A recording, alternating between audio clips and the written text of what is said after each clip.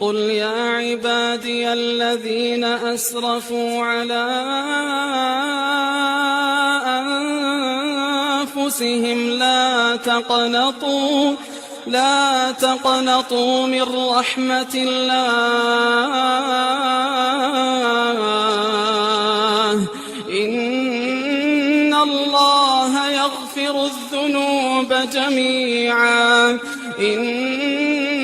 الله يغفر الذنوب جميعا إنه هو الغفور الرحيم.